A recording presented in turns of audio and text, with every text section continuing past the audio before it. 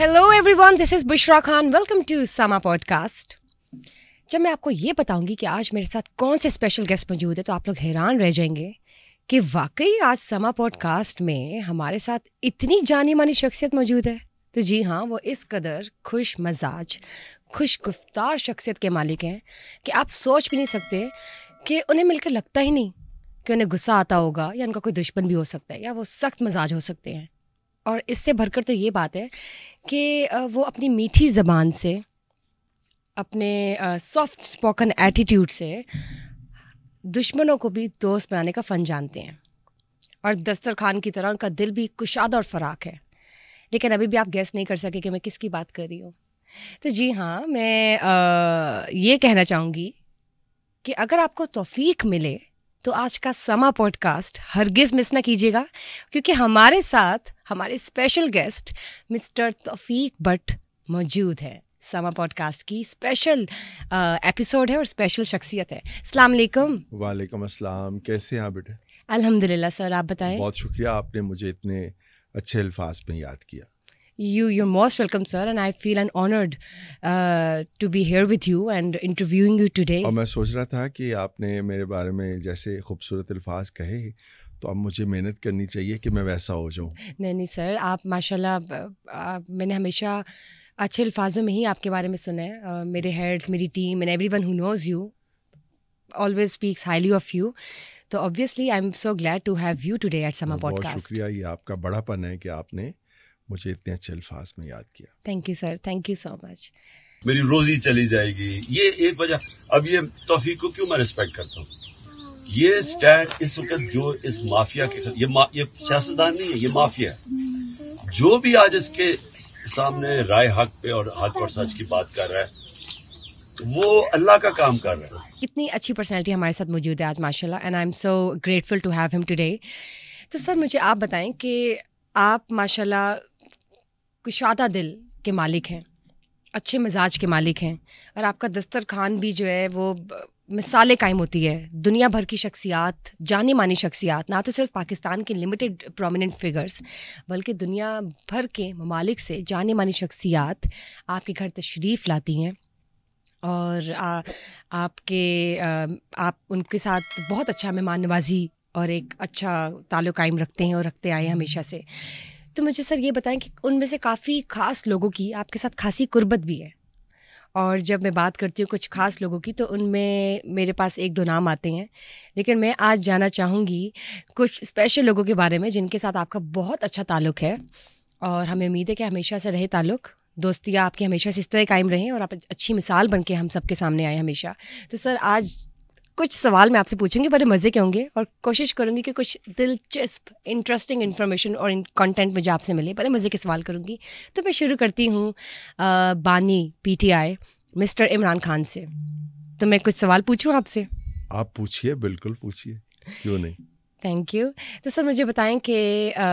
मैंने सुना है कि आपका और मिस्टर इमरान खान का बहुत अच्छा और गहरा ताल्लुक़ है, बहुत अच्छी दोस्ती है, बहुत अच्छा एक कहते हैं मिलना जुलना है. तो ये बताएं कि ये इमरान खान के साथ आपका ताल्लुक़ कब और कैसे कायम हुआ? ये एक बड़ी तवील दास्तान है. 92 में जब शौकत खानम बन रहा था, शौकत खानम कैंसर हॉस्पिटल की तामीर हो रही थी, तो मैं गवर्नमेंट कॉलेज लाहौर में था और फंड रेजिंग हो रही थी. सब लोग कर रहे थे, पाकिस्तान में भी कर रहे थे, पाकिस्तान से बाहर भी कर रहे थे. तो मैंने गवर्नमेंट कॉलेज लाहौर में अपने जो क्लास फेलोज थे उनके साथ मिलके उस वक्त 92 में 2.5 लाख रुपए इकट्ठे किए थे शौकत खानम के लिए. तो ये उस वक्त की एक बहुत बड़ी रकम थी. अब मसला ये था कि ये पैसे हम इमरान खान तक कैसे पहुंचाएं. तो हमारे एक प्रोफेसर साहब थे पंजाबी ज़बान और अदब के मुनीर लाहौरी साहब. उन्होंने कहा कि इस्लामिया कॉलेज सिविल लाइन में एक दिलदार परवेज़ भट्टी साहब हैं जी, और वो आप उनके पास जाएं, उनका इमरान खान के साथ बहुत गहरा ताल्लुक़ है, तो आप ये पैसे उनको दे दें.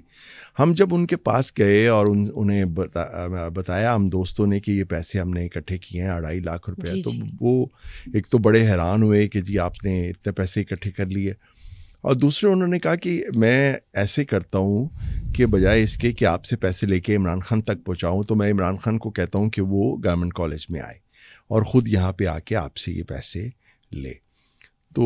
ہمارے لیے یہ بڑی بات تھی کہ جی ان کا آنا، وہ ان دنوں مصروف بھی بہت ہوتے تھے، ظاہر ہے فنڈ ریزنگ کے لیے ملک سے باہر بھی جاتے تھے اور یہاں بھی، لیکن دلدار پرویز بھٹی صاحب کی وساطت سے وہ گورنمنٹ کالج میں آئے. اور جب وہ آئے تو میرے پرنسپل صاحب نے اس وقت کے جو تھے انہوں نے کہا کہ یہ جو ہے پیسے اس بچے نے، ہمارے اسٹوڈنٹ نے اکٹھے کیے ہیں. تو میں نے انہیں کہا نہیں، یہ میں نے نہیں، یہ پورا ایک ٹیم ورک ہے. میرے ساتھ میرے یہ جو دوست کھڑے ہیں ان سب نے مل کے ہم نے محنت کی ہے، جدوجہد کیا ہے، تو ہم نے یہ پیسے اکٹھے کیے. تو خان صاحب کو یہ بات بڑی اچھی لگی کہ پرنسپل صاحب جو ہیں وہ یہ کریڈٹ مجھے دے رہے ہیں اور میں کہہ رہا ہوں کہ نہیں، یہ ایک ٹیم ورک ہے، اور میرے دوست بھی ساتھ تھے میرے. تو ان کو یہ بات اچھی لگی اور انہوں نے اپنے پی آر او جو اس وقت ان کے ساتھ تھے انہیں کہا کہ دیکھیں مجھے اس طرح کے لوگ جو ہیں چاہیے، محنتی لوگ، تو آپ ان کا نمبر نوٹ کر لیں اور ان کو ہم آئندہ بھی اپنے جو ایونٹس ہوتے ہیں مختلف فنڈ ریزنگ کے ان میں اپنے پاس بلائیں گے. وہ پی ٹی سی ایل کا زمانہ تھا، موبائل فون تو تب ہوتے نہیں تھے، تو میرے گھر میں پی ٹی سی ایل تھا، میں نے وہ نمبر دے دیا. اس کے بعد ان کے جب فنکشن ہوتے تھے مجھے بلا لیتے تھے، تو یہاں سے ان کے ساتھ ایک تعلق جو ہے وہ قائم ہوا. تو یہ میری طرف سے تو آج تک بھی وہ تعلق قائم ہے. لیکن ظاہر ہے جب وہ پالیٹکس میں آئے اور پھر اس کے بعد اقتدار میں آئے، تو اقتدار میں جب لوگ آتے ہیں، یا میں پاکستان کی بات کر رہا ہوں، باہر ذرا روایات مختلف ہیں. جب لوگ اقتدار میں آتے ہیں تو اقتدار سے پہلے جو ان کا رویہ ہوتا ہے وہ بعد میں وہ رویہ ان کا نہیں رہتا. خصوصاً پہلے آپ ان سے زیادہ اچھے طریقے سے بات کر سکتے ہیں، ان کو سمجھا بھی سکتے ہیں، لیکن اقتدار میں آنے کے بعد وہ اپنے آپ کو عقل کل سمجھتے ہیں اور سمجھتے ہیں کہ جو میں کہہ رہا ہوں یا جو میں کر رہا ہوں وہی درست ہے. اور اگر آپ انہیں یہ بتانے کی کوشش کریں گے ایک مخلص ساتھی کی حیثیت سے کہ نہیں یہ چیز جو ہے یہاں پہ خراب ہے، تو وہ سمجھتے ہیں کہ یہ میرا کوئی پتہ نہیں ذاتی مخالف ہو گیا یا دشمن ہو گیا. تو اس میں پھر ایک ایسی چیز آ جاتی ہے کہ تعلق جو ہے وہ بعض اوقات کمزور ہو جاتا ہے. بالکل ٹھیک بات کہ آپ نے، نیچرل ہیومن انسٹنکٹ ہے کہ جب آپ کو کوئی پاور یا پوزیشن ملے تو پھر جو رویہ ہوتا ہے وہ you can better high light obviously. تو سر مجھے یہ بتائیں کہ آپ ان کے بہت قریب رہے ہیں، تو کیا آپ کو بھی یہی لگتا ہے کہ اسٹیبلشمنٹ کے کندھوں پر سوار ہو کر وہ آئے ہیں اقتدار میں؟ دیکھیے یہ تو ایک ایسا سچ ہے کہ اگر میں اس بارے میں ان کے ساتھ اپنی دوستی اور تعلق کو پیش نظر رکھتے ہوئے جو کہ میں اگر یہ کہوں گا کہ نہیں بالکل ایسے نہیں تھا، وہ اسٹیبلشمنٹ کے کندھوں پہ سوار ہو کے نہیں آئے تھے، تو میرے خیال میں کہ لوگ اس بات پر یقین نہیں کریں گے، کیونکہ ان کے جو فالوورز ہیں وہ تو کہیں گے کہ میں بالکل بہت سچ بول رہا ہوں، لیکن ایسی بات نہیں ہے بالکل. البتہ یہ بات درست ہے کہ وہ اس وقت چونکہ نون لیگ جو ہے وہ ان کو ہٹایا گیا تھا، نواز شریف کو ہٹایا گیا تھا، پیپلز پارٹی اتنی مقبول نہیں تھی اور پی ٹی آئی جو ہے وہ مقبول تھی، تو اسٹیبلشمنٹ کے پاس واحد ایک راستہ تھا کہ ان کو آگے لے کے آئیں. تو یہ ایک مقبول جماعت تھی اور اس کی مقبولیت کو جو ہے اسٹیبلشمنٹ نے کیش کروایا، ان کی مدد کی، اس میں تو کوئی شک نہیں ہے. تو آپ یہ بتائیں کہ عمران خان کا تبدیلی لانے کا خواب کیوں پورا نہیں ہو سکا؟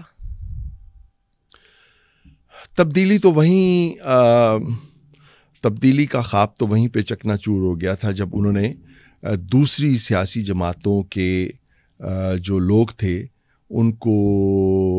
کھلے عام یا سر عام اپنی پارٹی میں آنے کی اجازت دی، اور پھر نہ صرف اجازت دی بلکہ جو پی ٹی آئی کی پالیسیاں تھیں ان پر بھی وہ اثر انداز ہونا شروع ہوئے.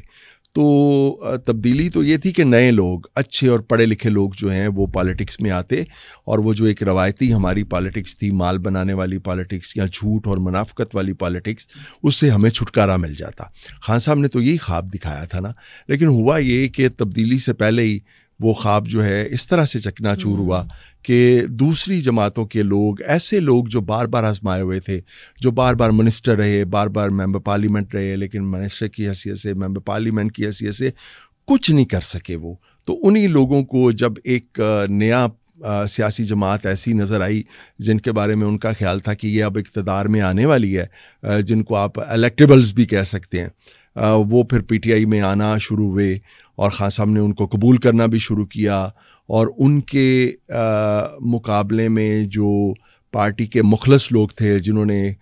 سالہ سال پارٹی کے لیے جدوجہد کی تھی اور خان صاحب کے لیے جدوجہد کی تھی، اور ان لوگوں کو اس بات کا پورا یقین تھا کہ خان صاحب شاید کبھی اقتدار میں نہیں آئیں گے، یہ بس تبدیلی کے لیے ایک اچھی جدوجہد کرتے رہیں گے۔ انہوں نے اس لیے جدوجہد نہیں کی تھی کہ اس لالچ میں نہیں کی تھی کہ خان صاحب اقتدار میں آئیں گے اور وہ انہیں کوئی منسٹر بنائیں گے یا انہیں کوئی اہم عہدے دیں گے۔ وہ خان صاحب کی تبدیلی کے خواب کے ساتھ تھے۔ خان صاحب جب اقتدار میں آئے تو وہ لوگ پھر پیچھے چلے گئے، اور جو بار بار آزمائے ہوئے جو لوگ تھے وہ خان صاحب کی پارٹی میں آگے آ گئے۔ تو وہاں سے جو ایک صحیح معنوں میں جو ایک تبدیلی کا خواب خان صاحب نے لوگوں کو دکھایا تھا، وہ بڑی بہت حد تک وہ متاثر ہوا، اس میں ایک دراڑ آ گئی بہت حد تک، اور لوگ جو ہیں اس سے یعنی یہ مایوسی کی لوگوں کی پی ٹی آئی سے، اور خان صاحب سے مایوسی کی یہ ابتدا بھی تھی۔ بالکل ٹھیک ہے۔ آپ نے مجھے یہ بتائیں کہ جب عمران خان وزیر اعظم بنے تو اس وقت آپ نے انہیں کوئی مشورے دیے ایز اے فرینڈ، اور کوئی ایسے مشورے بتائیں جن پہ انہوں نے عمران خان نے عمل کیا ہو آپ کی دیے مشورے؟ یہ ایک نا بڑی یہ ایک میرے لیے خاص طور پہ بہت ہی میں آج بھی اس پہ سوچتا ہوں کہ میں کینیڈا میں تھا جب وہ الیکشن جیتے، تو مجھے کہا گیا، نعیم الحق مرحوم جو ان کے پولیٹیکل سیکرٹری تھے، انہوں نے کہا کہ آپ فوراً پاکستان آئیں، آپ کو خان صاحب بلا رہے ہیں۔ میں پاکستان آیا، میری 14 اگست کو شاید نہیں 15 یا 14 اگست تھی، مجھے صحیح ڈیٹ یاد نہیں، میری خان صاحب کے ساتھ 1 to 1 ملاقات ہوئی، جس میں نعیم الحق صاحب بھی موجود تھے، کچھ دیر کے لیے اس میں شفقت محمود صاحب بھی موجود تھے، اور ملاقات ہوئی۔ تو میں نے سوچا کہ اب پہلے تو ہم ایسے ہی منہ اٹھا کے ان سے مل لیتے تھے، کوئی ایجنڈا نہیں بھی ہوتا تھا ملاقات کا تو ہم ان سے مل لیتے تھے یا وہ بلا لیتے تھے۔ تو میں نے سوچا کہ اب چونکہ وہ پرائم منسٹر بن رہے ہیں، 18 کو انہوں نے حلف اٹھانا ہے اگست کو، تو اب ان کا ٹائم بڑا قیمتی ہے، تو اب اگر انہوں نے مجھے بلایا ہے تو مجھے پتہ نہیں اب پرائم منسٹر بننے کے بعد ان سے ان کی مصروفیت کی وجہ سے رابطہ ہمارا رہتا ہے یا نہیں رہتا، یا وہ مجھے بلاتے ہیں یا نہیں بلاتے، یا میرے دل میں کوئی طلب ان سے ملنے کی پرائم منسٹر بننے کے بعد رہتی ہے یا نہیں رہتی۔ تو میں نے سوچا کہ اب چونکہ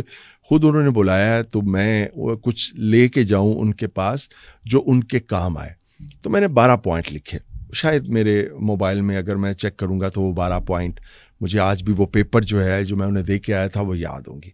اگر آپ اجازت دیں تو میں آپ کو وہ بتا دیتا ہوں۔ پلیز آپ وہ 12 پوائنٹس بتائیں ہمیں۔ پہلا میں نے ان سے یہ گزارش کی، میں نے ان سے یہ کہا کہ آپ چونکہ ملک جو ہے اس وقت معاشی بدحالی کا شکار ہے، ہماری جو اکانومی ہے وہ بہت ویک ہو رہی ہے، تو میں نے کہا جتنے لوگ الیکشن لڑتے ہیں، یہ جو ممبر پارلیمنٹ بنتے ہیں، اور یہ سارے لوگ جو ہیں یہ ان کے پاس بہت زیادہ پیسہ ہوتا ہے عمومی طور پہ، 90-95% لوگ تو ایسے تھے، مالدار لوگ جو ہیں وہ پالیٹکس میں آتے ہیں، اور پی ٹی آئی میں بھی ایسے ہی لوگ آئے۔ تو میں نے کہا جی کہ آپ جو اس وقت ملک کی معاشی صورتحال ہے اس کے پیش نظر آپ یہ کریں کہ آپ اپنے جو M N A M P As ہیں خود بھی، اور اپنے M N A M P As اور جو آپ کے منسٹرز ہوں پی ٹی آئی سے جن کا تعلق ہو، آپ انہیں کہیں جی کہ ملک اس وقت جو ہے وہ بہت ہی اس کی اکانومی جو ہے وہ بیٹھ رہی ہے، تو آپ 2 سال تک یا کم از کم 1 سال تک جو ہیں وہ جتنی بھی سرکاری مراعات اور تنخواہیں ہیں وہ نہیں لیں گے۔ میں بھی ایز پرائم منسٹر 1 سال تک یا 2 سال تک تنخواہ نہیں لوں گا، نہ میرے پی ٹی آئی کے M N A M P S جو ہیں وہ تنخواہیں لیں گے۔ اس سے میں نے کہا پبلک کو ایک یہ میسج جائے گا کہ ہمیشہ جب مہنگائی ہوتی ہے یا ملک جو ہے وہ اس طرح سے معاشی بدحالی کا شکار ہوتا ہے تو عوام قربانی دیتے ہیں، عوام سارا کچھ کرتے ہیں، تو پہلی دفعہ لوگوں کو یہ احساس ہوگا کہ جو ہمارے حکمران طبقہ ہے وہ بھی سیکریفائس کر رہا ہے، یہ لوگ بھی تنہائی نہیں لے رہے، اور اس طرح سے۔ اور پھر میں نے کہا کہ جو دوسری پارٹیاں ہیں، جو دوسری سیاسی جماعتیں ہیں، آپ جب یہ انیشیٹو لیں گے تو دوسری سیاسی جماعتوں کو بھی یہ تحریک پیدا ہوگی، وہ بھی اپنے M N A M P S کو کہیں گے کہ جناب اگر ایک پارٹی جو ہے حکمران پارٹی وہ یہ کر رہی ہے تو ہم بھی آپ کو جو ہے وہ نہیں کریں گے۔ ایک تو یہ میرا ان سے تھا۔ دوسرا میرا تھا کہ جو ٹیکس اصلاحات ہیں ان میں آپ ایک بنیادی انقلابی تبدیلیاں لے کے آئیں، اور لوگوں کو آپ چونکہ بہت زیادہ لوگ آپ کے فالوورز بہت زیادہ آپ کو مانتے ہیں، تو یہ جو ٹیکس جو ہے ایک پیچیدہ سسٹم کی وجہ سے لوگوں کی جیبوں میں پیسے چلے جاتے ہیں، یا جو ٹیکس کے جو وکیل ہوتے ہیں ان کے پیسے چلے جاتے ہیں، وہی جو سرکاری خزانے میں. آپ سیدھا ایک سسٹم بنائیں کہ جی آپ کے آئی ڈی کارڈ کے مطابق آپ کی اتنی پراپرٹی ہے یا آپ کے پاس اتنے پیسے ہیں تو اس پہ آپ کا اتنا ٹیکس بنتا ہے، آپ خود جا کے ٹیکس جمع کرا دیں اور لوگوں کو آپ اس حوالے سے ایک میسیج دیں. تو یہ ٹیکس اصلاحات کے حوالے سے بھی میں نے کچھ چیزیں کی. تیسرا میں نے انہیں کہا کہ آپ وزیر اعظم مت بنیں، آپ پاکستان کے وزیر زراعت، وزیر صحت، وزیر تعلیم اور وزیر سیاحت بنیں. یہ 4 شعبے اگر ان پہ آپ نے پوری توجہ دی اور یہ 4 شعبوں میں اگر آپ 10% تبدیلی بھی لے آئے تو آپ یقین کریں کہ یہ پاکستان جو ہے یہ ملک یہ قرضے لینے والے کی بجائے قرض دینے والے اس کا شمار جو ہے وہ اس میں ہوگا. پھر میں نے انہیں کہا کہ جو آپ کے جو منسٹرز ہیں یہ جو ان 4 محکموں میں فرض کریں یہ محکمے آپ نے اپنے پاس نہیں رکھے تو پی ٹی آئی کے جو اوریجنل چہرے ہیں ان کو لے کے آئیں آپ سامنے. پھر میں نے ان سے کہا کہ یہ جو آپ نے ابھی بات کی ہے الیکشن جیتنے کے فوراً بعد کہ ہم 90 دن میں پورا سسٹم تبدیل کر دیں گے، یہ آپ نے آئندہ یہ بات نہیں کہنی. 90 دنوں میں تو کیا آپ شاید یہ سسٹم جتنا کرپٹ ہے اور جتنا کریمنل ہے اور جتنا پیچیدہ سسٹم ہے یہ تو شاید آپ پورے 5 سال بھی لگے رہے تو یہ سسٹم تبدیل نہیں ہوگا. اس کے لیے تو آپ کو کم از کم نیک نیتی کے ساتھ اگر آپ کرنا چاہتے ہیں تو آپ کو 2 یا 3 ٹینیور اس کے لیے جو ہے وہ چاہیے ہوں گے. تو یہ بات آپ مت کہیں کہ جی ہم 90 دن میں یہ سسٹم تبدیل کر دیں گے. پھر میں نے ان سے یہ کہا، میں نے کہا کہ یہ جو آپ کہتے ہیں نا کہ ہم یہ جو بیوروکریٹ ہیں بڑے بڑے ان سے ہم بنگلے چھین لیں گے اور ان سے گاڑیاں چھین لیں گے اور ان کے بچوں کو جو ہے وہ سرکاری اسکولوں میں پڑھائیں گے. میں نے کہا اس سے یہ ایک بہت بڑی کلاس جو ہے نا یہ ہمارے بیوروکریٹ یہ جو اصل حکمران ہیں اس ملک کے یہ آپ سے خفا ہو جائیں گے، ناراض ہو جائیں گے اور یہ آپ کی جو ایک تبدیلی کا خواب ہے جو آپ مختلف محکموں میں اصلاحات کرنا چاہتے ہیں تو یہ اس میں رکاوٹ بنے گی. تو یہ آپ کو یہ فوری طور پہ نہیں ہے، بعد میں ہم اس چیز کو جو ہے وہ ہم دیکھیں گے. پھر میں نے انہیں یہ کہا، میں نے کہا کہ یوتھ آپ کو چونکہ بہت زیادہ فالو کرتی ہے تو آپ پرائم منسٹر ہیں، پرائم منسٹر تو آپ بنے ہیں لیکن اس کے ساتھ ساتھ آپ لیڈر بنے، آپ ہمارے ایک رہنما بنے. تو آپ ایک یوتھ کنونشن کریں اور اس میں آپ یوتھ کو پورے پاکستان سے نوجوانوں کو بلائیں اور نوجوانوں سے آپ کہیں، یوتھ سے آپ کہیں کہ آپ چونکہ مجھ سے بہت محبت کرتے ہیں، مجھے فالو کرتے ہیں، پیار کرتے ہیں، تو آج آپ مجھ سے وعدہ کریں کہ جی آپ پاکستان کی محبت میں اور اپنے دین کی محبت میں جتنے ہمارے نوجوان ہیں، جو نوجوان میرے سے پیار کرتے ہیں، میری تبدیلی کے خواب سے پیار کرتے ہیں، پاکستان سے پیار کرتے ہیں، اپنے دین سے پیار کرتے ہیں، یہ مجھ سے وعدہ کریں کہ یہ اپنی شادیوں پہ جہیز نہیں لیں گے. میں نے کہا یہ آپ ایک بہت بڑا کنونشن کریں اور اس سے یہ وعدے لیں. اس کو انہوں نے بڑا جو ہے وہ اپریشیٹ کیا. پھر میں نے کہا کہ آپ پورے پاکستان کی جو آپ کے پولیس آفیسرز ہیں ان میں آپ انٹیلیجنس ایجنسیوں سے رپورٹ لے کے 5 بہترین آپ ایسے پولیس آفیسرز نکال لیں گریڈ 22 کے یا گریڈ 21 کے جو آنیسٹ ہوں اور اس کے ساتھ ساتھ جو اہل بھی ہوں، اور 5 ایسے 22 گریڈ کے یا 21 گریڈ کے آپ سول آفیسرز نکال لیں جو اہل بھی ہوں اور ایماندار بھی ہوں. ان کو آپ لگا دیں مختلف صوبوں میں، 4 صوبوں میں لگا دیں اور ادھر گلگت میں بھی لگا دیں، آزاد کشمیر میں بھی. اور میں نے کہا یہ مل جائیں گے، آپ کو بڑی آسانی سے مل جائیں گے. اور ان کو آپ یہ کہیں، ان سے آپ یہ کہیں کہ میں آپ کو 2 سال دیتا ہوں یا کم از کم 1 سال دیتا ہوں، اور 1 سال میں یا 2 سال میں میرا ایجنڈا یہ ہے ہماری کوئی پولیٹیکل انٹرفیرنس نہیں ہوگی، ہمارا کوئی M P A M N A آپ کے پاس پوسٹنگ ٹرانسفرز کے لیے کسی کی نہیں جائے گا. مجھے آپ رزلٹ دیں، ایسے اقدامات کریں، ایسی اصلاحات مختلف محکموں میں لے کے آئیں جس سے جنرل پبلک جو ہے، عام پبلک، اس کا فائدہ ہو. ایک پوائنٹ یہ تھا. اور میں نے کہا وہ مل جائیں گے. اس کے لیے انہوں نے کہا کہ تم کچھ لوگوں کو ریکمینڈ کرنا، چونکہ تمہارے بہت تعلقات ہیں. میں نے کہا ٹھیک ہے، میں بھی جو ہے. پھر میں نے ان سے یہ کہا کہ اگر واقعی صحیح معنوں میں آپ کرپشن ختم کرنے کے لیے نیک نیتی اور جذبہ رکھتے ہیں تو یہ کوئی بہت بڑا ایسی چیز نہیں ہے کہ نہیں. آپ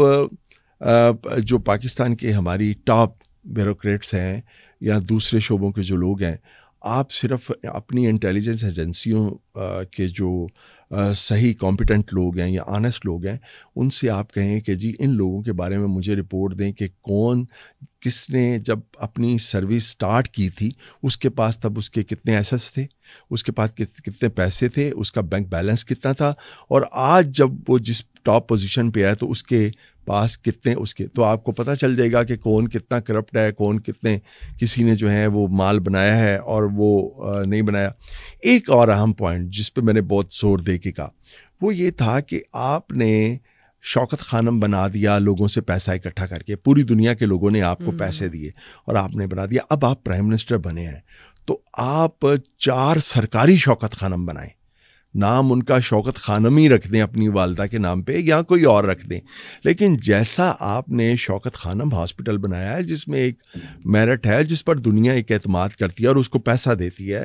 تو ایسے ہی آپ, وہ تو پرائیویٹ ہے شوکت خانم, تو آپ جب یہ شوکت خانم آپ نے بنایا تھا تو اس وقت آپ یہ کہتے تھے کہ جی کسی گورنمنٹ کو آج تک یہ توفیق نہیں ہوئی کہ وہ اس طرح کا کینسر کے لیے جو ہے ہاسپٹل بنائے. تو اب آپ کی گورنمنٹ آئی ہے تو آپ کی گورنمنٹ کو یہ توفیق ہونی چاہیے کہ آپ اس طرح کے 4 کم از کم 4 صوبوں میں اس طرح کے 4 سرکاری ہاسپٹل بنائیں جو شوکت خانم جیسی ہوں, جہاں پہ میرٹ شوکت خانم جیسا ہو اور کارکردگی اس کی جو ہے وہ شوکت خانم جیسی ہو بلکہ اس سے بھی بہتر ہو. اور اس کے ساتھ ساتھ جو آپ نے نمل یونیورسٹی بنائی ہے تو اس طرح کی اس کوالٹی کی یونیورسٹیاں بھی آپ سرکاری طور پہ ایسی بنائیں. جیسے لمز ہے تو وہ ایک پرائیویٹ ادارہ ہے, تو لمز جیسے آپ 4 صوبوں میں جو ہیں وہ ایسی یونیورسٹیاں بھی بنائیں. تو انہوں نے اس کو بھی بڑا اپریشیٹ کیا, انہوں نے کہا یہ بھی بڑا زبردست پوائنٹ ہے اور ہم یہ بنائیں گے. لیکن بدقسمتی یہ ہے کہ 4.25 سال ان کا جو اقتدار رہا تو اس میں اس کی کوئی وہ شوکت خانم بننا تو دور کی بات تھی یا یونیورسٹیاں بننا تو دور کی بات تھی, اس کی کوئی ابتدائی شکل جو ہے وہ بھی سامنے نہیں آ سکی. البتہ اس موقع پہ میں یہ بات ضرور کہنا چاہوں گا کہ انہوں نے یہ جو شروع کیا تھا صحت کارڈ, اس کو لوگ آج بھی بہت یاد کرتے ہیں اور اس کو اپریشیٹ بھی کرتے ہیں. یہ ان کا واقعی ایک کارنامہ تھا کہ ایسے لوگ جو اپنا علاج نہیں کروا سکتے تو ان کے لیے انہوں نے صحت کارڈ جاری کیے. لیکن اس سے زیادہ بہتر یہ ہوتا کہ ایک پورا صحت کے لیے ایک پوری ہیلتھ پالیسی ایسی ہوتی کہ بجائے اس کے کہ 10-12 لاکھ لوگوں کو یا اس سے زیادہ لوگوں کو اس کا فائدہ ہوتا تو اس کا فائدہ جو ہے وہ پورے پاکستان کے عوام کو ہوتا. میں نے کہا میڈیا نے آپ کے لیے بڑی جدوجہد کی ہے, آپ کو پرائم منسٹر بنانے تک جو ہے وہ میڈیا کا کردار بڑا اہم ہے. تو میں نے کہا اس سلسلے میں آپ کی جو سوچ ہے نا, اور مجھے پتہ ہے ان کی سوچ کیا تھی اور کچھ ہمارے جو صحافت سے وابستہ لوگ ہیں ان کے بارے میں وہ کیا رائے رکھتے تھے, تو میں نے کہا اس کو تھوڑا سا آپ جو ہے وہ تبدیل کریں. سارے لوگ جو ہیں وہ لفافے نہیں مانگتے, جو آپ سے لفافے کا تقاضا کرتا ہے, جو آپ سے پلاٹ یا اس طرح کی چیزوں کا تقاضا کرتا ہے اس کو مت دیں. لیکن بے شمار لوگ ایسے ہیں جو صرف عزت چاہتے ہیں, تو ان کو آپ عزت دیں, ان کو آپ رسپیکٹ دیں, تو انشاءاللہ آپ کے لیے بڑی آسانیاں اور بڑی سہولت رہے گی. جو لفافہ مانگتا ہے اس کو لفافہ نہ دیں, مگر جو صرف عزت مانگتا ہے اس کو کم از کم آپ جو ہے وہ عزت دیں. تو انہوں نے کہا کہ اس کے لیے پھر جو ہے وہ آپ یہ میڈیا کا محاذ آپ سنبھالیں گے. میں نے کہا جی میں کس حیثیت میں؟ تو انہوں نے کہا کہ آپ میرے میڈیا ایڈوائزر ہوں گے. تو میں نے کہا جی میں تو ایک سرکاری یونیورسٹی میں پڑھاتا ہوں, تو میں تو یہ تو ایک پولیٹیکل سیٹ ہے, میں تو یہ کام نہیں کر سکتا. تو انہوں نے کہا نہیں ہم اس کا کوئی انتظام کریں گے, وہ آپ کریں گے. میں نے ان سے یہ کہا, میں نے کہا جی کہ یہ جب نواز شریف بنے پرائم منسٹر تو اس وقت ہمارے جو 2 محترم رائٹر ہیں عطاء اللہ قاسمی صاحب اور عرفان صدیقی صاحب, تو انہوں نے مختلف عہدے جو ہے وہ قبول کر لیے. تو میں نے کہا میں نے اپنے کالموں میں ان پہ بڑی تنقید کی تھی. تو آج آپ پرائم منسٹر جو ہیں وہ بن رہے ہیں, اور میں بھی اگر وہ آپ مجھے جو کہہ رہے ہیں کہ آپ میرے میڈیا ایڈوائزر بن جائیں, تو میں بھی اگر یہ کر لوں گا تو پھر وہ لوگ کہیں گے کہ کل تم اپنے کالموں میں کیا لکھتے تھے اور آج جو ہے وہ آپ اور میں نے کہا کہ آپ کے ساتھ ایک تاثر جڑا ہوا ہے کہ آپ جب آئیں گے تو ہر کام میرٹ پہ کریں گے. تو میرا یہ میرٹ نہیں بنتا کہ آپ میرے جیسے ایک نااہل اور نکمے آدمی کو آپ اپنا میڈیا ایڈوائزر بنائیں. اس کے لیے آپ دیکھیں, لوگوں کو انٹرویو کریں اور بہت اچھے لوگ آپ کو مل جائیں گے. میں یہ نہیں کر سکتا. تو پھر یہ ساری چیزیں میں ان کے کر کے آیا تھا اور انہوں نے وہ پیپر اپنے پاس رکھا. انہوں نے کہا ہم اس پہ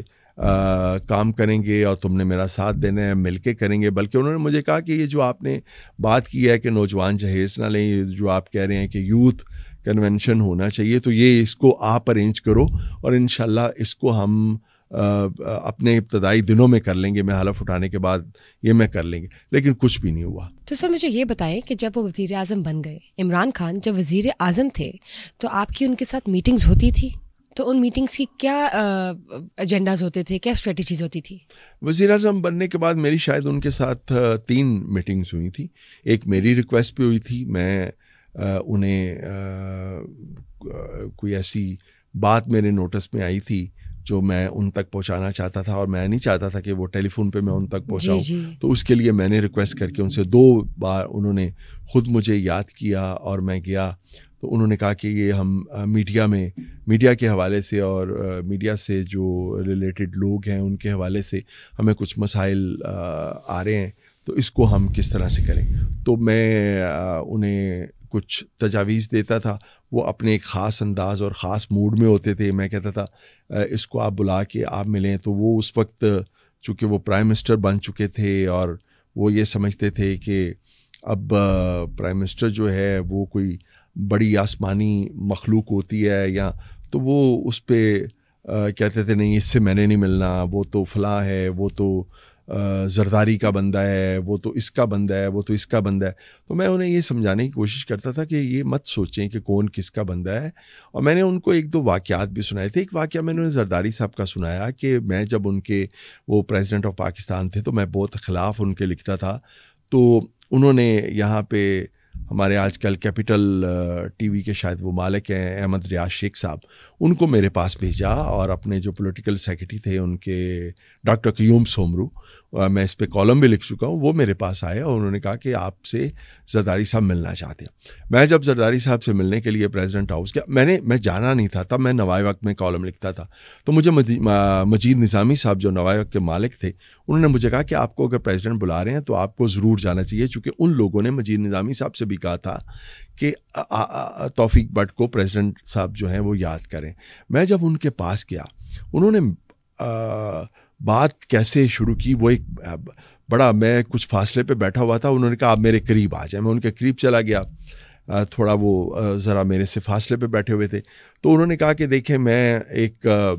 عام سا آدمی تھا جسے کوئی نہیں جانتا تھا, تو میں نے یہ سوچا کہ دنیا کی پہلی خاتون وزیر اعظم سے بے نظیر سے میری شادی ہو جائے, اور پھر میں نے اس کے لیے دعا کی اور ہم نے ارادہ کیا اور وہ میری شادی ہوگی. اس کے بعد میں جیل میں تھا, تو ہم نے سوچا کہ ہم بی بی صاحبہ کو 3ری دفعہ وزیر اعظم بنائیں گے,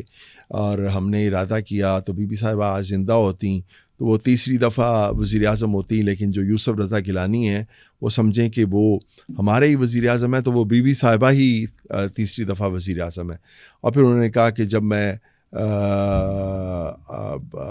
جیل میں تھا تو میں نے سوچا کہ جنرل مشرف کو میں نے اقتدار میں نہیں رہنے دینا, تو پہلے ہم نے ان کے دوستوں کو اپنا دوست بنایا, اور پھر اس کے بعد ایک ایسی اسٹریٹجی بنائی ہم نے, ایک ایسا طریقہ کار ہم نے ایک ایسا لاہ عمل تیار کیا کہ ہم نے زرداری اور ان کا جو پتہ ہے جنرل مشرف کا وہ کاٹ دیا, اور آج وہ ادھر بیٹھا ہوا ہے. تو ہم نے جو سوچا ہم نے اس کے لیے ارادہ کیا اور اللہ نے ہماری مدد کی. اب اگر ہم یہ ارادہ کر لیں کہ ہم نے توفیق بٹ صاحب کو اپنا دوست بنانا ہے, تو یہ کیسے ہو سکتا ہے کہ ہم اپنے اس ارادے میں ناکام ہو جائیں. مطلب آپ دیکھیں کہ اس اور انہوں نے مجھے بکس دیں, واپس آتے ہوئے کتابوں کے تحائف دیے, اور وہ مجھے لفٹ تک چھوڑنے کے لیے آئے. تو اس کے بعد جب بھی وہ ایک جو ہوتا تھا کہ تو وہ یہ میں نے انہیں واقعہ سنایا, تو میں نے کہا آپ محبت جو ہے وہ بھی آپ کو لوگوں سے کرنی چاہیے, ہمیں محبت سے بھی لوگوں کے دل جیتنے چاہیے. آپ یہ مت سوچیں کہ فلاں اس کا آدمی ہے, فلاں اس کا آدمی ہے. آپ لوگ بلا تفریق آپ ان سے مہینے میں ایک بار آپ جو ہمارے نامور لوگ ہیں صحافت کے, آپ ان کو بلایا کریں, ان سے گائیڈنس لیا کریں, ان سے سیکھا کریں. اس سے آپ کے لیے ایک بڑا اچھا میڈیا میں ماحول پیدا ہو جائے گا. لیکن بہرحال انہوں نے جہاں میری اور بہت ساری باتوں پہ عمل نہیں کیا, تو اس بات پہ بھی نہیں کیا. سر مجھے یہ بتائیں کہ جہانگیر ترین اور علیم خان کے ساتھ عمران خان کی دوری کی اصل وجوہات کیا تھیں؟ یہ دونوں لوگ جو ہیں یہ عمران خان کے بہت قریب تھے, اور بھی لوگ عمران خان کے بہت قریب تھے, لیکن جہانگیر ترین صاحب اور علیم خان صاحب یہ دونوں لوگ بہت قریب تھے، اور ان کی خان صاحب کے ساتھ قربت کی ایک بہت بڑی اور بنیادی وجہ یہ تھی، یہ پارٹی کے معاملات کو فائنانشلی بہت سپورٹ کرتے تھے، اسٹرانگلی، بہت زیادہ یہ پارٹی کے معاملات کو، جہاں پہ مطلب علیم خان صاحب کا تو یہ معاملہ تھا کہ جہاں پہ سارے جو ہیں وہ چلے جاتے تھے اور پیسے کا معاملہ آتا تھا تو وہ کہتے تھے کہ نہیں یہ ہم کریں گے. مینار پاکستان میں جو جلسہ ہوا، اس کے بعد کراچی میں یا جتنے بھی جلسے ہوئے، اس میں بہت صرف یہ کہ ذاتی طور پہ نہیں بلکہ مالی طور پہ بھی بڑا کردار ادا کیا علیم خان صاحب نے. تو اب اس پہ ظاہر ہے کہ پھر وہ الیکشن بھی انہوں نے لڑا، سارا کچھ کیا. تو جب خان صاحب کی زندگی میں بشرا بی بی آئیں تو میرے خیال میں کہ ان کے شاید اور بھی کچھ مقاصد ہوں گے، لیکن مجھے ایسے لگا کہ ان کا ایک مقصد یہ بھی تھا کہ اب یہ خان صاحب کے جتنے قریب لوگ ہیں نا، ان کو خان صاحب سے دور کر کے خود سب سے زیادہ، اور پھر میں ہی انہیں جو مشورے دوں، خان صاحب انہی مشوروں سے، وہ کسی جہانگیر ترین سے مشورہ نہ کریں، کسی علیم خان سے مشورہ نہ کریں، بلکہ جو سیاسی حوالے سے ہیں وہ بھی میرے ساتھ وہ مشاورت کریں. تو انہوں نے کوئی ایسا طریقہ کار یا کوئی ایسی چیزیں یا کچھ ایسی باتیں ہوئیں جس سے آہستہ آہستہ جہانگیر ترین کے اور عمران خان کے درمیان جو ہے وہ فاصلے پیدا ہوئے. اور پھر علیم خان صاحب کے درمیان بھی جو ہے وہ ایک، میں یہاں پہ جو میرے نوٹس میں بات آئی، اب اس کی تصدیق تو مجھے نہیں پتا، خان صاحب ابتدائی طور پہ علیم خان کو وزیر اعلیٰ بنانا چاہتے تھے،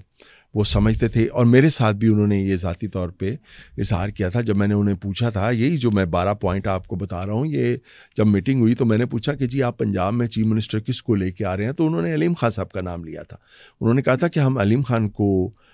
اس کی علیم خان کی بڑی قربانیاں ہیں اور یہ علیم خان کا حق بنتا ہے. یہ مطلب خان صاحب کا یہ کہنا کہ علیم خان کا حق بنتا ہے، یہ انہوں نے کہا تھا. پھر بعد میں جو ہے وہ بیچ میں جو بزدار صاحب ٹپکے، وہ جو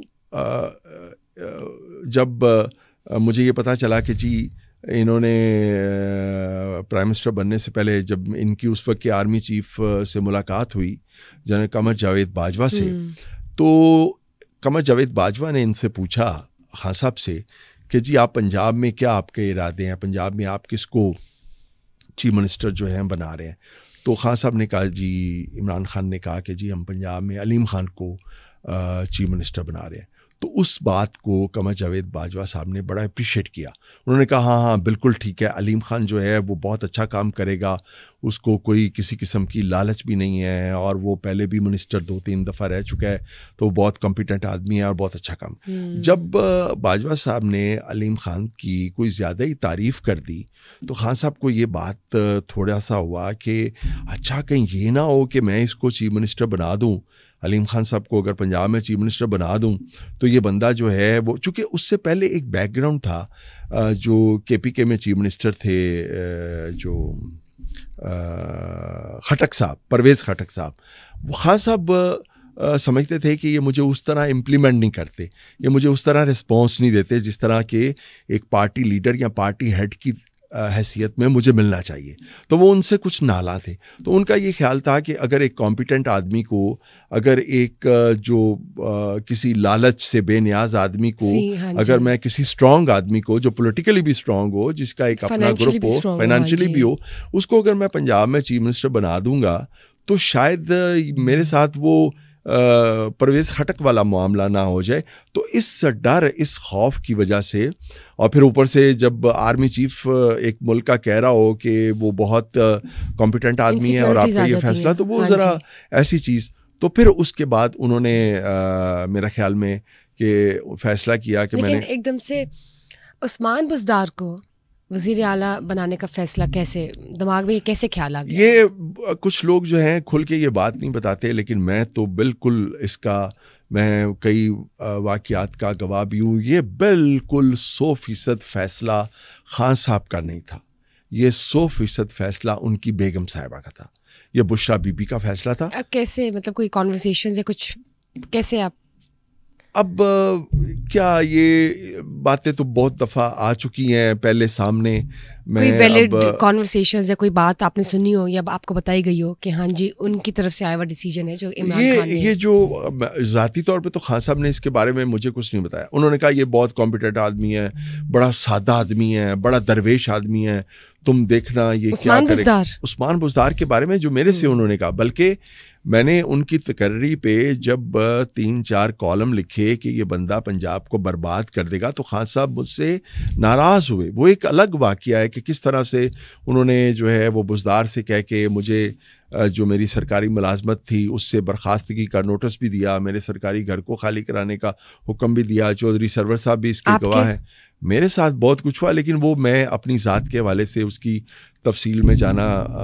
میں نہیں جانا چاہوں گا.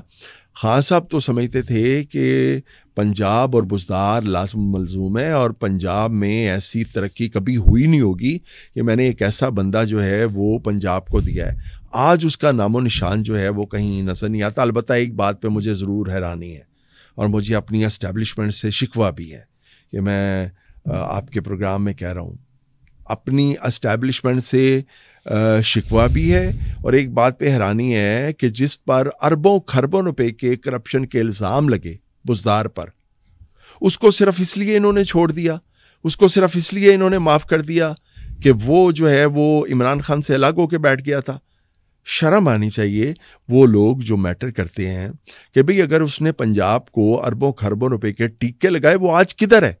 اور صرف اس کے سارے گناہ, اس کی ساری کرپشن جو ہے, جو اس پر الزام لگے, وہ سارے اس لیے معاف ہو گئے کہ وہ اس نے کہا کہ جی میرا اب پی ٹی آئی سے کوئی تعلق نہیں ہے. اور خان صاحب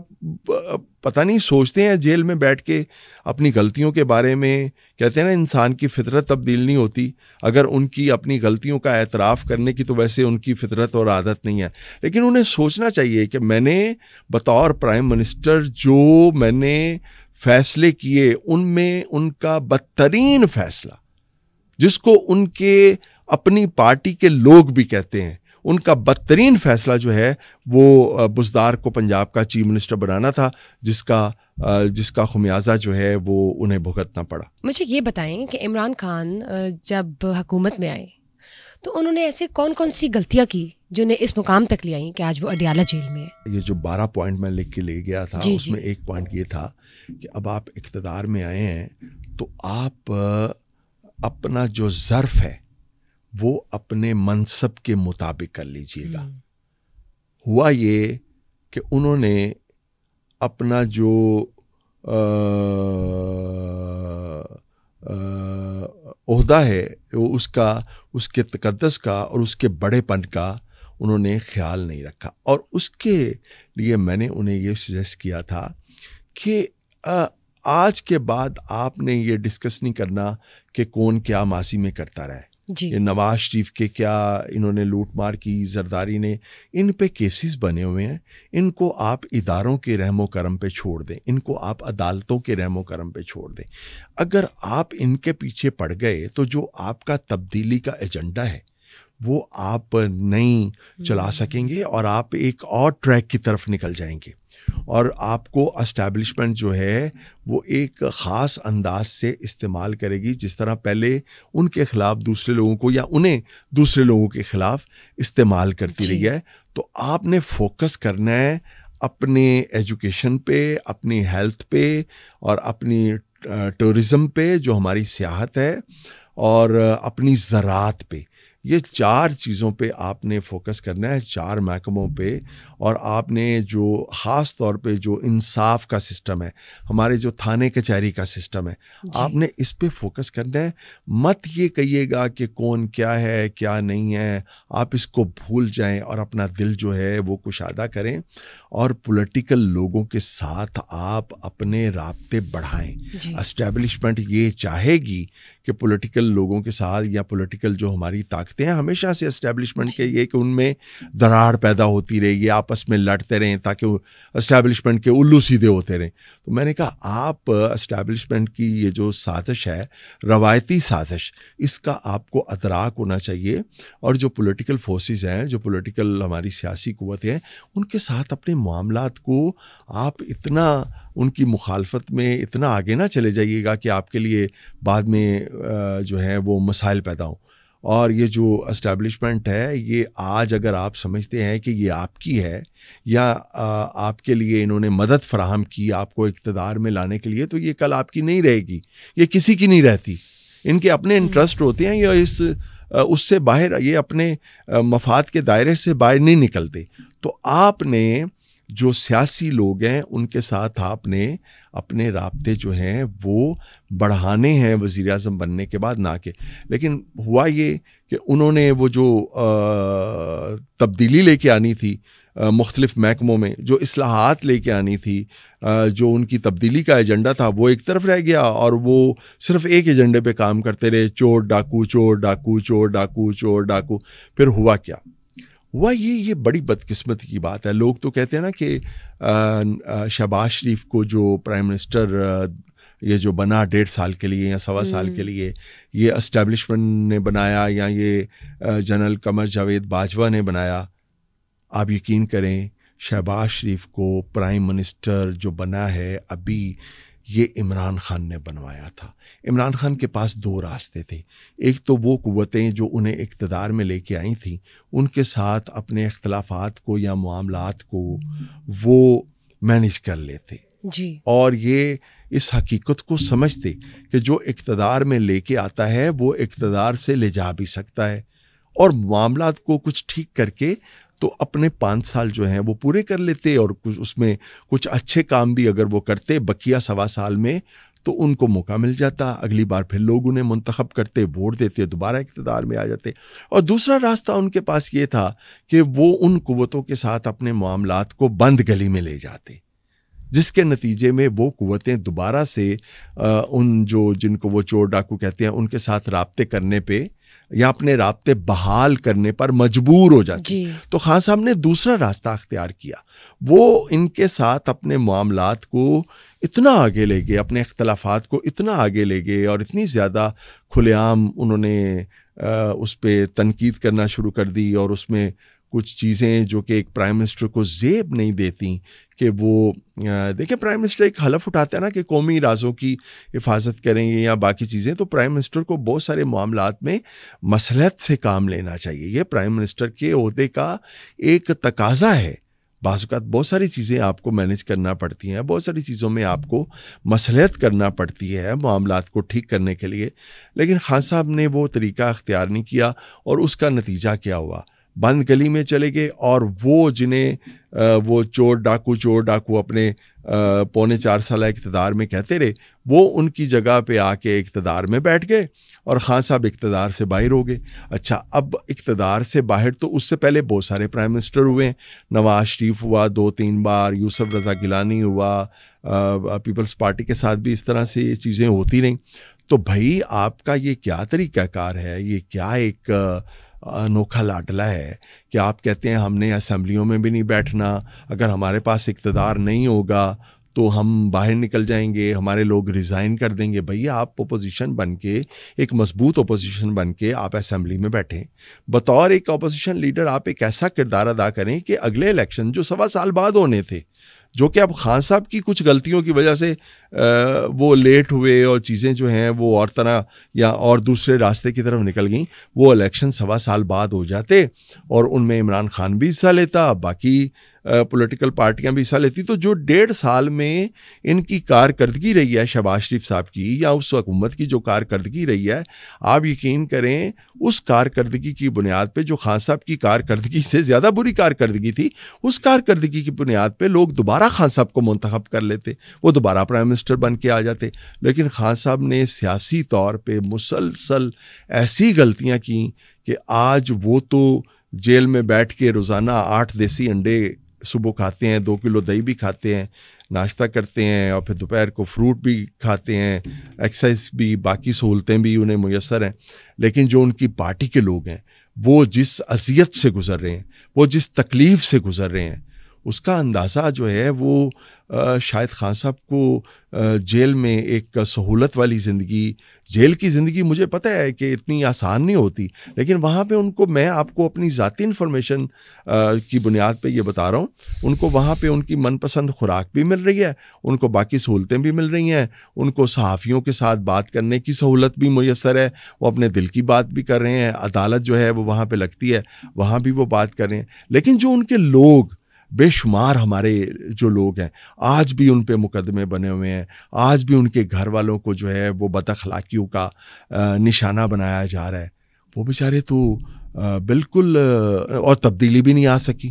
وہ بیچارے تبدیلی کے لیے جدوجہد کرتے رہے اور وہ تبدیلی آ بھی نہیں سکی. جب عمران خان وزیر اعظم تھے تو انہوں نے آپ کو میڈیا ایڈوائزر کی پیشکش کی, جو آپ نے ٹھکرا دی اور آپ نے وہ آفر نہیں ایکسیپٹ کی میڈیا ایڈوائزر کی. پھر انہوں نے آپ کو ایک اور آفر کی کہ کویت میں پاکستان کے سفیر بننے کی. آپ نے وہ بھی, اس سے بھی انکار کر دیا. تو انکار کرنے کی کیا وجہ تھی؟ آپ نے میڈیا ایڈوائزر کی پوزیشن بھی نہیں لی, آپ نے کویت پہ پاکستان کے سفیر بننے کی بھی نہیں لی, کیا وجہ تھی؟ میں تھوڑا سا اس میں ذرا چاہوں گا, اگر آپ مجھے معاف کریں, میں نے بالکل نہیں ٹھکرائی. ٹھکرانا بڑا ذرا نا اور طرف بات نکل جاتی ہے, یا میں نے انکار بھی نہیں کیا, میں نے معذرت کی تھی. ٹھیک ہے, میں نے ان کی پیشکش ٹھکرائی بھی نہیں تھی اور انکار بھی نہیں کیا تھا. میں نے معذرت کر لی تھی, ان سے بڑے ادب سے معذرت کر لی تھی, اس لیے کہ میں خود کو اس قابل نہیں سمجھتا. میرے لیے سب سے جو مقدم اور مقدس پیشہ ہے وہ ٹیچنگ کا ہے. مجھے 30 سال ہو گئے جرنلزم پڑھاتے ہوئے, ایف سی کالج میں, گورنمنٹ کالج میں, تو میں اپنا وہ سیکریفائس نہیں کر سکتا تھا جو میرا ایک پیشن ہے. مجھے سکون ملتا ہے اپنے اسٹوڈنٹس کے ساتھ بات کر کے, کلاس پڑھا کے, یا اس طرح کی چیز, اور میں سمجھتا تھا کہ یہ چیز جو ہے یہ میں نہیں کر سکوں گا. یہ کالک, یہ جو, اور آپ کو پتہ ہے کہ جب آپ کسی کے لیے اتنی جدوجہد کریں تو 24 سال آپ نے ایک بندے کے لیے جدوجہد کی ہو, اور اس کے بعد آپ وہ جب اقتدار میں آئے تو آپ اس سے عہدہ لے کے بیٹھ جائیں, تو پھر لوگ اس پہ ایک خاص طرح کی تنقید کرتے ہیں. تو میں ذرا اس سے بچنا چاہتا تھا, میں نہیں. اور میں, سچی بات ہے, ایک تو یہ ہے, دوسرا یہ کہ میں اپنے آپ کو اس کا اہل نہیں سمجھتا تھا. اور دوسرا, انہوں نے جب مجھے کہا کہ کویت میں پاکستانیوں کے لیے 10 سال سے ویزا جو ہے وہ بند ہے, تو ہم چاہتے ہیں, جس طرح عطاء اللہ قاسمی صاحب کو ناروے میں نواز شریف صاحب نے بنایا تھا, اور پھر تھائی لینڈ میں ان کو ایمبیسڈر بنایا تھا, وہ بھی پروفیسر تھے ایم یو کالج میں, تو آپ بھی چونکہ پروفیسر ہیں تو ہم چاہتے ہیں کہ آپ کو کویت میں بھیجیں. کویت کے لوگوں کے ساتھ آپ کے بڑے اچھے تعلقات ہیں, تو میں چاہتا ہوں کہ وہاں پہ جائیں. تو میں نے اس سے بھی معذرت کی. میں نے کہا جی مجھے تو پتہ ہی نہیں یہ سفارتکاری کیا ہوتی ہے. انہوں نے کہا نہیں, ہمارے جو فارن آفس ہے وہ آپ کو 6 مہینے کی ٹریننگ کروائے گا, آپ کو کوئی پرابلم نہیں ہوگی. میں نے کہا نہیں, میرا یہ میرٹ نہیں بنتا ہے کہ آپ مجھے وہاں پہ سفیر لگائیں. تو انہوں نے کہا وہ عطاء اللہ قاسمی صاحب کو. میں نے کہا جی نہ میں عطاء اللہ قاسمی ہوں, نہ آپ نواز شریف ہیں, تو بہتر ہے کہ یہ آپ, یہ جو ایسے لوگوں کو ہی آگے آنا چاہیے جو سفارتکاری جانتے ہیں اور جن کا میرٹ بنتا ہے. میں یہ کام جانتا نہیں ہوں, اور اگر اس کے باوجود میں نے آپ کی یہ جو آفر ہے اس کو قبول کر لیا, تو پھر میرے ساتھ بھی وہی ہوگا جو آپ کے ساتھ ہو رہا ہے. تو اس پہ انہوں نے کہا میرے ساتھ کیا ہو رہا ہے. میں نے کہا کہ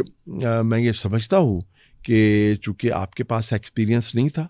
آپ جو ایک ہوتا ہے ایک کہ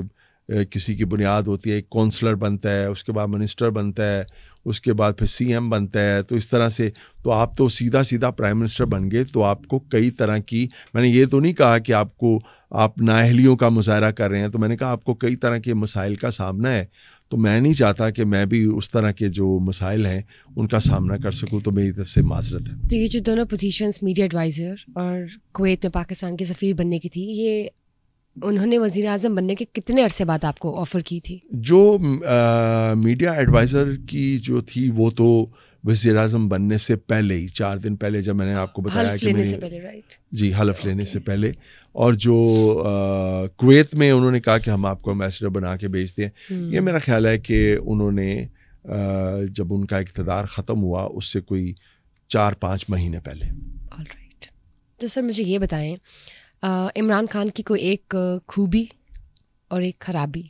ان کی خوبی اور خرابی میں نے کیا بتانی ہے، سب کو پتہ ہے. خوبی ان کی یہ ہے کہ وہ شکست تسلیم نہیں کرتے، وہ ہار نہیں مانتے. وہ جو یہ کہتے ہیں نا کہ آخری بال تک جو ہے وہ کھیلنا ہے، یہ بات بے شمار باتیں ان کی جو ہیں وہ درست نہیں ہوتی، لیکن یہ بات ان کی درست ہے کہ وہ شکست تسلیم نہیں کریں گے. گو کہ سیاست میں بہت سارے انہوں نے کمپرومائزز کیے، سیاست میں بہت سارے انہوں نے کیے جو کہ ان کی طبیعت کا یا ان کی فطرت کا وہ چیزیں حصہ نہیں تھی، لیکن وہ کیے انہوں نے اپنے اقتدار کو دوام بخشنے کے لیے، اپنے اقتدار کو قائم رکھنے کے لیے انہوں نے یہ کیے. لیکن فطری طور پہ وہ ایک یہ ان کی خوبی کہہ لیں، کچھ لوگ اس کو خامی بھی کہتے ہیں، کہ وہ ایسی طبیعت ان کی نہیں ہے کہ وہ چھوٹی چھوٹی چیزوں پہ کمپرومائز کر لیں. تو یہ ان کی ایک خوبی ہے کہ وہ جس چیز پہ ڈٹ جاتے ہیں، پھر اس کے ان پہ سختیاں بھی اگر آئیں تو وہ اپنے اس موقف پہ کوشش کرتے ہیں کہ وہ قائم رہیں. اور جو ان کی خرابی ہے وہ لائی لگ بہت ہے. پنجابی میں پتہ نہیں آپ پنجابی میں سمجھتی، یعنی اگر کسی نے ان کے کان میں کوئی بات کہہ دی ہے نا کہ فلاں شخص جو ہے وہ برا ہے، تو انہوں نے یہ نہیں دیکھنا کہ وہ مجھے معلوم کر لینا چاہیے کہ وہ واقعی برا ہے یا نہیں، یا یہ شخص جو مجھے کہہ رہا ہے کہ وہ برا ہے، اس کے ساتھ کوئی ذاتی رنجش ہے، کدورت ہے یا کوئی ایسی. انہوں نے اس کی بات پر یقین کر لینا ہے.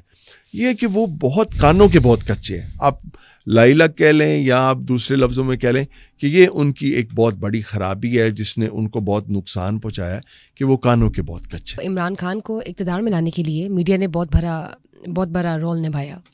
لیکن جب وہ اقتدار میں آ گئے عمران خان تو میڈیا سے پھر عمران خان کی نہیں بنی. تو کیا وجہ تھی؟ وہ یہ سمجھتے تھے کہ دیکھیں ہمارے حکمرانوں کا، اس عمران خان کا یہ وہ نہیں ہے معاملہ. اب میری ذاتی مثال سامنے ہے، ایک ویڈیو کلپ ایسا بھی ہے جس میں خان صاحب مجھے کہہ رہے ہیں کہ توفیق پتہ ہے میں تمہاری کیوں ریسپیکٹ کرتا ہوں، اس لیے کہ تم بڑی جو جہاد کر رہے ہو. یہ ان کے اقتدار میں آنے سے پہلے، یعنی وہ جہاد ہم جب عمران خان کے حق میں لکھ رہے تھے تو وہ سمجھتے تھے کہ یہ جہاد ہے. اور جب عمران خان کی اقتدار میں آنے کے بعد ان کی غلطیوں کی ہم نے نشاندہی کی اور ان کو ایک صحیح سمت کی طرف رکھنے کی ایک مخلص دوست کی حیثیت میں کوشش کی، تو وہ جہاد جو ہے وہ کچھ اور بن گیا ان کے لیے. تو یہ میرا خیال ہے ہر حکمران کا یہ مسئلہ ہوتا ہے کہ وہ جب اقتدار میں نہیں ہوتا تو اس کا رویہ اہل صحافت کے ساتھ اور طرح کا ہوتا ہے. جب وہ اقتدار میں آ جاتا ہے تو وہ کہتا ہے کہ نہیں، جو میں کہہ رہا ہوں وہی درست ہے اور میں عقل کل ہوں اور مجھے کوئی نہ سمجھائے، نہ میرے پہ کوئی تنقید کرے. یعنی میں آپ کو بتاؤں کہ میرا خان صاحب سے 24 سال پرانا تعلق ہے. ایسا وقت بھی تھا کہ عمران خان کی جب اس کے منہ پہ کوئی تعریف کرتا تھا وہ شرما جاتا تھا اور وہ کہتے تھے بس بس بس بس مجھے پتہ ہے چپ کرو. وہ اس کو خاموش کرا دیتے تھے. ان کو اپنے منہ پہ اپنی تعریف پسند نہیں تھی. اور پھر ایسا وقت بھی آیا کہ ان کے سامنے اگر کسی نے کہا کہ دو ہی عظیم ہستیاں ہیں، ایک آپ صلی اللہ علیہ وآلہ وسلم کے والدین جنہوں نے آپ کو جنم دیا، اور دوسرے شوکت خانم اور آپ کے والد جنہوں نے آپ جیسے عظیم لوگوں کو جنم دیا. پھر لوگوں نے ان کو جب نبیوں، پیغمبروں، ولیوں سے ملایا تو وہ خوش بھی ہوتے تھے، اور جو لوگ ان کے بارے میں ایسی بات کرتے تھے ان کی شرٹس پہ وہ آٹوگراف بھی دیتے تھے اور اس طرح کی چیزیں بھی دیتے تھے. تو میرے خیال میں یہ تنقید جو ہے وہ خان صاحب بھی جو کہ میں سمجھتا ہوں جس طرح سے انہیں برداشت کرنی چاہیے تھی، وہ جس طرح دوسرے بے شمار حکمران برداشت نہیں کرتے حکمران بننے کے بعد. وہ سمجھتے ہیں کہ تنقید اس کو مثبت نہیں لیتے، حالانکہ تنقید کو اگر وہ مثبت لیں اور دیکھیں کہ یار اس میں جو بات کہی جا رہی ہے کیا واقعی مجھے اپنی اس سے اصلاح کرنی چاہیے، مارجن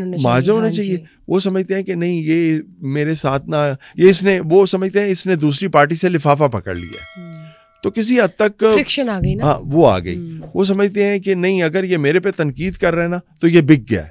اس نے دوسری پارٹی سے کوئی پلاٹ لے لیا ہے, پرمٹ لے لیا ہے, کوئی فائدہ لے لیا ہے, کوئی لفافہ. یہ آپ نے پلاٹ کی بات 3 یا 4 بار کی ہے, تو یہ کیا سیاسی جماعتیں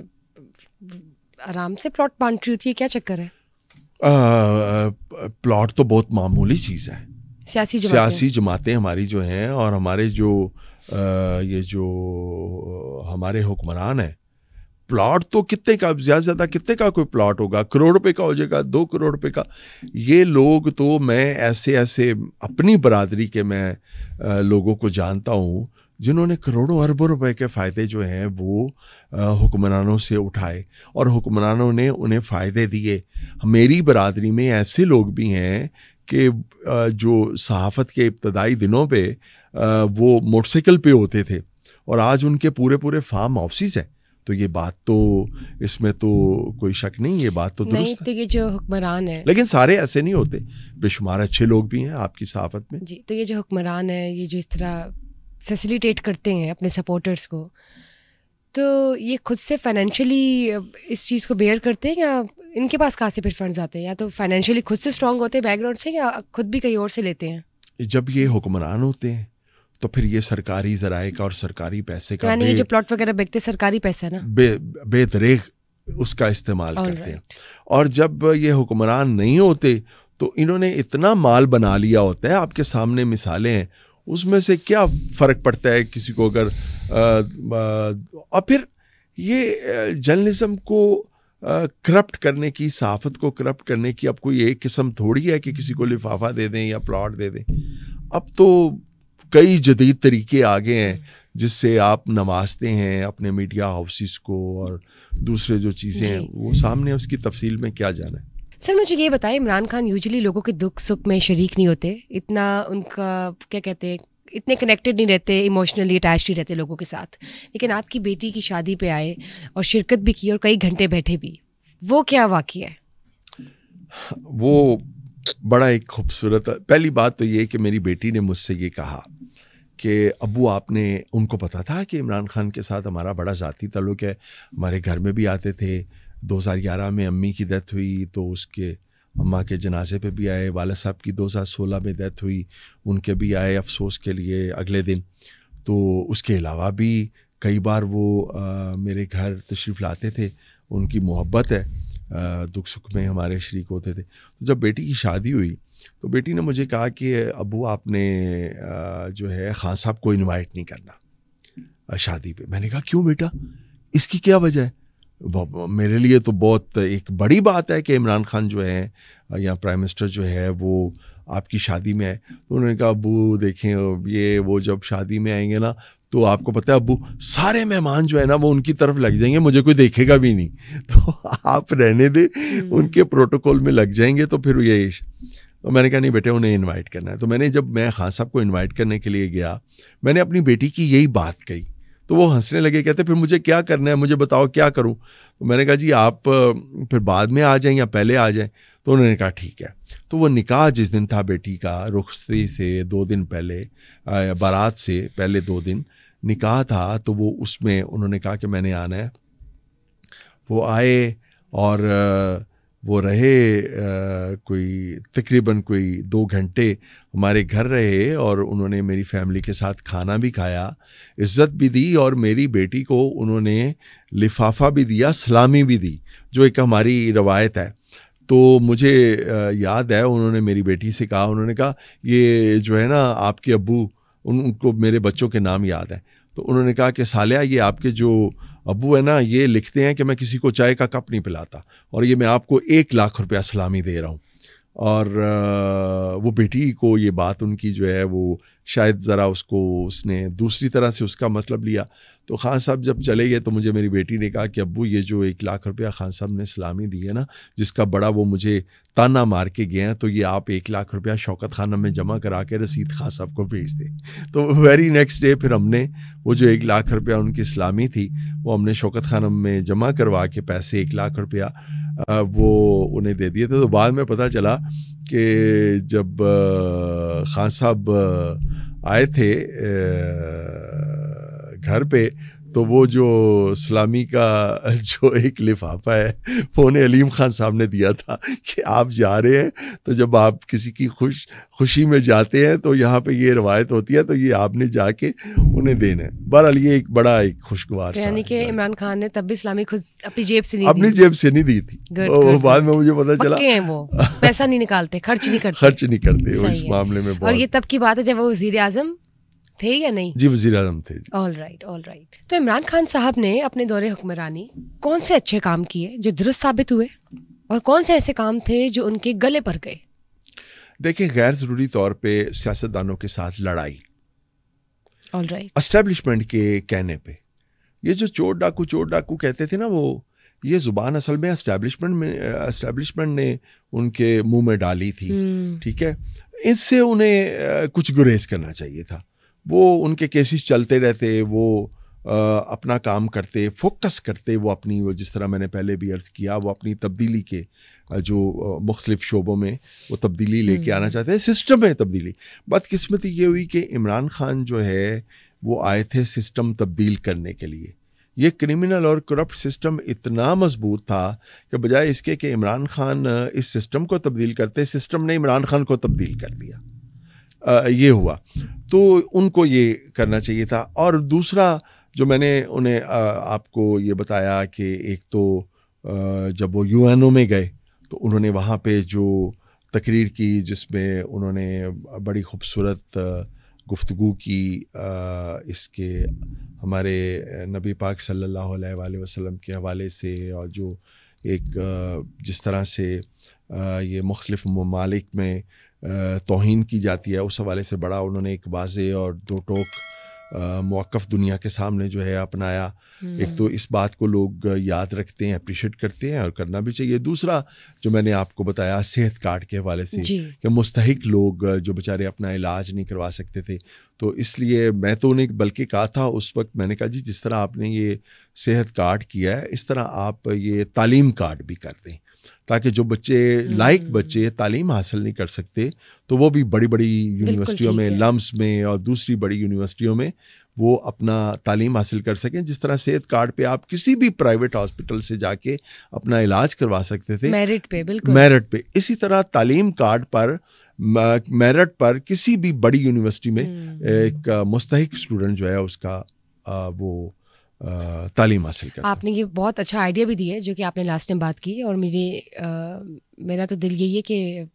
سننے والے جو ہیں وہ سنیں, آنے والی حکومت جو ہے آپ کی اس بات کو کیچ کرے اور ایک ایڈوائس کے طور پر لے, اور پاکستان کی بہتری کے لیے اس اسٹریٹجی اور ایجنڈے کو ضرور شامل کرے اپنے پلانز میں. ویئرایز سر مجھے یہ بتائیں کہ فی الحال تو آپ کو پتہ ہے کہ سیاسی جماعتوں میں ہلچل مچی ہوئی, الیکشن سر پر ہے, 8 فروری بھی کچھ زیادہ دور نہیں ہے, تو آپ کو کیا لگتا ہے کہ آنے والے الیکشنز کس طرح کے ثابت ہوں گے؟ درست فیصلہ ہمیں سامنے آنے کو ملے گا یا نہیں؟ میرا نہیں خیال, مجھے نہیں لگتا کہ یہ الیکشن جو ہے یہ کوئی فیئر الیکشن ہونے جا رہے ہیں. کبھی بھی نہیں ہوئے پاکستان کی تاریخ میں, یہ بھی نہیں ہوں گے. لیکن میرے خیال میں کہ جب سب الیکشن اکٹھے کیے جائیں گے پاکستان کی تاریخ میں تو شاید یہ الیکشن جس طرح کے کروانے کی, تو ویسے الیکشن ڈے پہ بھی کچھ چیزیں سامنے آئیں گی, لیکن اس سے پہلے جو حالات بنے ہیں, دیکھیے میں یہ سمجھتا ہوں کہ ہماری جو پولیٹیکل پارٹیز ہیں یہ ان کو کبھی تو ویسے متحد ہو جانا چاہیے جس طرح سے ہماری اسٹیبلشمنٹ یا ہمارے کچھ ادارے متحد ہیں کچھ معاملات میں, تو یہ متحد ہو جائیں ویسے. آج ان کو, میں تو یہ توقع کر رہا تھا کہ جی نواز شریف باہر سے آیا ہے, 3 دفعہ ملک کا وزیر اعظم رہا ہے, اتنا وہ اپنے آپ کو دلیر اور بہادر لیڈر کہتا ہے,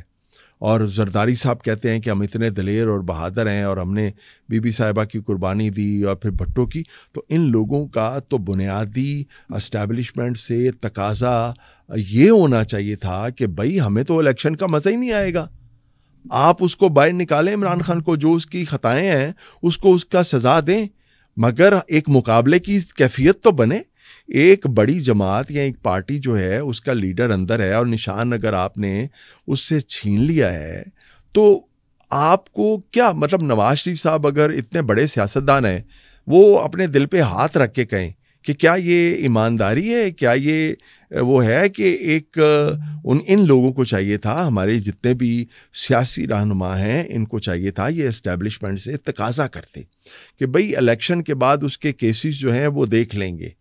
وہ آپ چلائیں ان پہ, جو انہوں نے آپ کی نظر میں جو جرائم یا کرائم کیے ہیں ان کی سزا ان کو ضرور ملنی چاہیے, باقیوں کو ملی ہے ان کو بھی ملنی چاہیے. لیکن ہمیں الیکشن کا مزہ ہی نہیں آ رہا کہ ایک بڑی جماعت کا جو